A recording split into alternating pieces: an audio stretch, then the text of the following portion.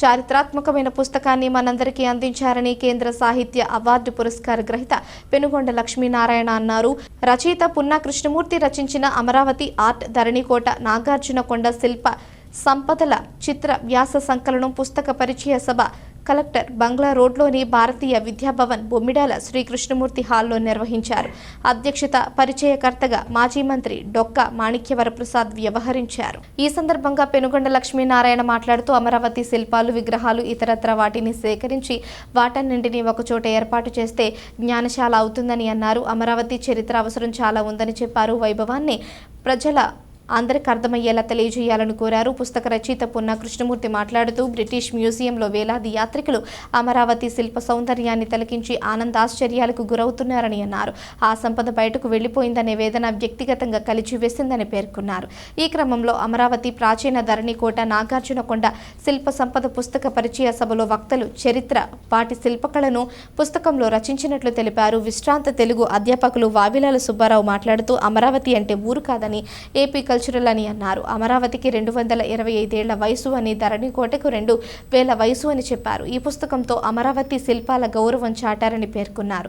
పుస్తకం చదివాక మంచి గౌరవమైన పుస్తకమని అన్నారు. సభకు కురివి వినయ్ కుమార్ అధ్యక్షత వహించగా పరిచయకర్త ధనీకుల శైలజ, సీనియర్ జర్నలిస్టు చలపతిరావు, సింగారావు, విజయ్ కుమార్, వల్లంరెడ్డి, లక్ష్మణరెడ్డి, అమరావతి అభివృద్ధి కమిటీ చైర్మన్ జాస్తి వీరాంజనేయులు తదితరులు పాల్గొన్నారు.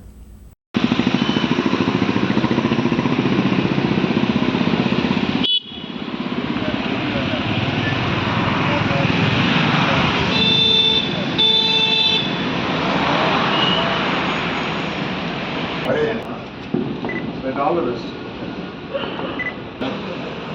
వీడియో కూడా కవర్ చేస్తే లింక్ పంపిస్తాను కదా. సరే, వీడియో లింక్ పంపిస్తాను.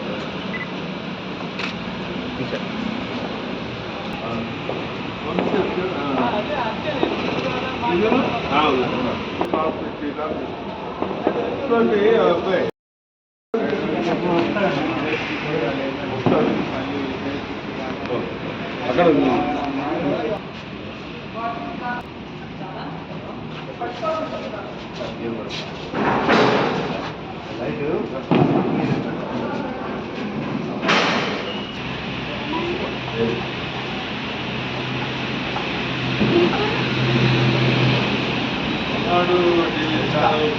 ధన్యవాదాలు. వాసిగా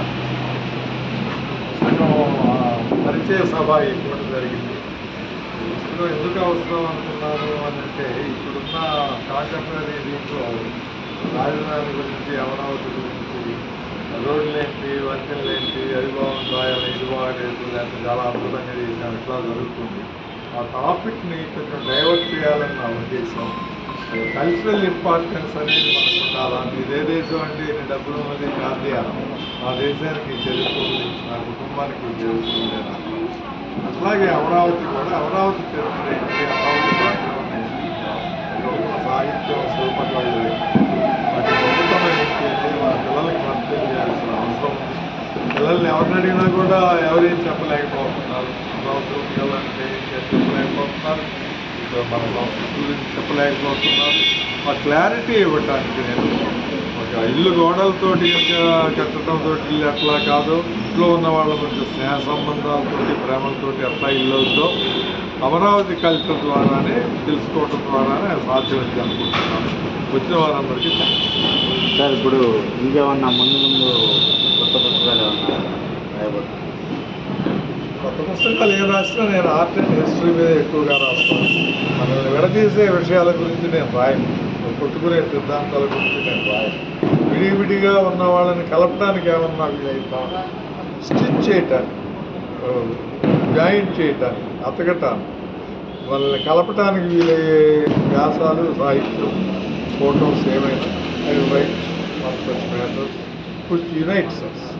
ముఖ్యమంత్రి గారు కలిసారు, ఆ అనుభూతి ఎలా ఉంది? కలిసాను, వారు సంతోషపడ్డారు. ఈ వ్యాసాలు వచ్చే రోజుల్లోనే వారు లండన్ వెళ్ళి అమరావతి ఆర్ట్ గ్యాలరీ చూశారు. ఆ వ్యాసాలు 10 ఏళ్ల క్రితం వచ్చాయి ఈ వ్యాసాలు. వాటిని కంపెల్ చేసి ఈ మధ్య ఇట్లా లండన్ గ్యాలరీలో 33Aలో ఉన్నాయని కూడా ప్రస్తావించారు. ఉన్నాయి కాదు, దక్షిణ భారతదేశంలో ఉన్న అన్ని శిల్పాలు పల్నాడు, నాగార్జునకొండ కేంద్రంగా ఉంటాయి. ఇక్కడ అంతగా విస్తరించింది. ఇక్కడి నుంచే అజంతా ఎల్లోరా వెళ్ళాయి, ఇక్కడి నుంచే చైనా జపాన్ వెళ్ళాయి, ఇక్కడి నుంచే లంక వెళ్ళాయి. ఇది అహంకారంతో అంటున్నది కాదు. మనకెంతటి వారసత్వం ఉంది అది తెలుసుకుందాం. అది తెలుసుకోవటం మనం ఇంకొంచెం సున్నితంగా ఉంటాం. ఈ ఆర్ట్ ఏం చెప్పుద్ది, మనం కలిసి ఉందామని చెప్పు, ప్రేమగా ఉన్నామని. దానికి రెండు సాంస్కృతిక కేంద్రాలు కాబట్టి నాకు ప్రస్తుతం సోషల్ మీడియా వచ్చిన తర్వాత పుస్తక పఠనం చేసే వాళ్ళు చాలా కరువయ్యారు. మీరు పుస్తక పఠనం నుంచి పిల్లలకి విద్యార్థులకి నెక్స్ట్ తరానికి మీరేం చెప్తారు? మనము ప్రశాంతంగా ఉన్న నీళ్ళలోకి వెళ్ళామనుకోండి, కొంచెం డస్ట్ పైకి వస్తుంది, నీళ్లు మక్లీగా కనపడతాయి. కాస్త వ్యవధినిస్తే మళ్ళీ సెట్ అయిపోతుంది. ఈ సోషల్ మీడియా వికారాలు ఇవి కూడా సెట్ అయిపోతాయి. 4 రోజులు ఉంటాయంటే తర్వాత క్వాలిటీ ఉన్నాయి, వాస్తవమైనవి వస్తాయి. పుస్తక పఠనం చేస్తే సమాజం మరుగుపడుతుంది అంటారా లేదంటారా? మస్ట్ అది రీడింగ్ మేకర్ ఏ మ్యాన్ అంటారు. చదువుకోవటం వల్ల మనిషి తయారవుతాడు.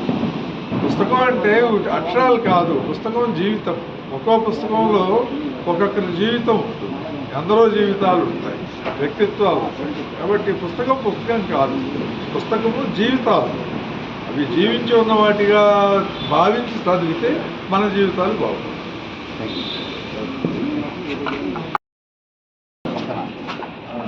ఇందాక మిత్రుడు చెప్పినట్టుగా వివిధ అమరావతి మీద ఇప్పుడున్న రాజధాని మీద రకరకాల అభిప్రాయాలు, అంటే కేవలం రాజకీయ ద్వేషంతో విద్వేషంతో ఇవి కాదు. ఈ మధ్య ఇప్పుడు తీసుకొచ్చినటువంటి అక్కడ ఉన్నటువంటి అసలు వాస్తవ పరిస్థితి 200 సంవత్సరాల క్రితం ఇందాక మిత్రుడు సుబ్బారావు చెప్పినట్టుగా అమరావతి ఏర్పడింది. అంతకుముందు ఆ ప్రాంతాల్లో ధరణికోట 2000 సంవత్సరాల క్రితం ఏర్పడ్డాము.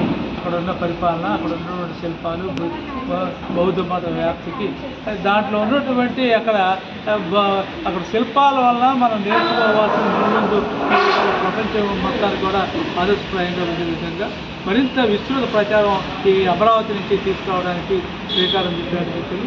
ఏదేమైనా ఇవాళ ఒక మంచి ఆలోచన అనేది ఇవాళ మొదలైంది. లలిత కళా విశ్వవిద్యాలయం అమరావతిలో పెట్టాలనేది చాలా, దాని మీద కూడా నేను కూడా గత మిత్రులు కూడా అదే చెబుతుంటాం. అదే అసలు అమరావతిని మర్చిపోయి ఈ అమరావతికి వేల కోట్లు ఖర్చు పెడుతున్నారు. అసలు ఈ అమరావతికి కనీసం వాటర్ సమస్య కానీ, రహదారుల సమస్యలు కానీ, సరైన విశ్వవిద్యాలయం ఒక విద్యాలయం కానీ ఏమి లేవు.